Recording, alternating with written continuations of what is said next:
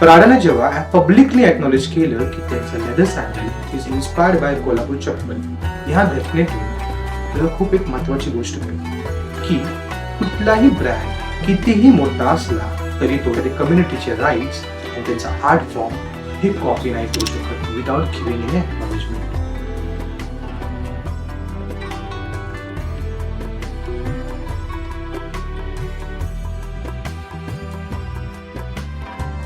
फक्त एक्नॉलेजमेंट देणं हे पुरेसं नाहीये. इथून पुढे कुठलाही ब्रँड अगर डिझाईन्स कॉपी करत असेल किंवा कुठलाही आर्ट फॉर्म कॉपी करत असेल तर त्यांच्यावर लायबिलिटी राहायला हवी की तो क्राफ्ट, तो जो प्रोडक्ट त्यांनी बनवला तर त्या आर्टिझन कम्युनिटीकडनं त्यांनी कोलॅबरेटिव्ह वेनं बनवून घ्यायला हवं.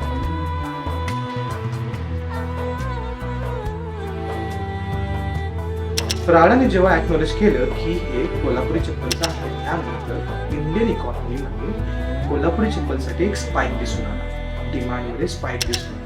त्याच्यानंतर एक्सपोर्टच्या ऑपॉर्च्युनिटी वाढल्या. ज्या लोकांना कोल्हापुरी चप्पल माहीत नव्हतं ते आता गुगलवरती, ChatGPT वरती सर्च मारायला लागले की ओरिजिनल कोल्हापुरी चप्पल काय आहे.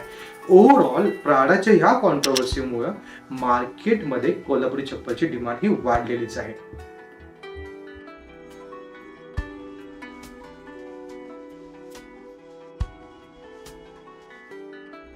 जर नाण्याची दुसरी बाजू बघितली तर या प्राडाच्या कॉन्ट्रोवर्सीने एक चांगली गोष्ट घडली.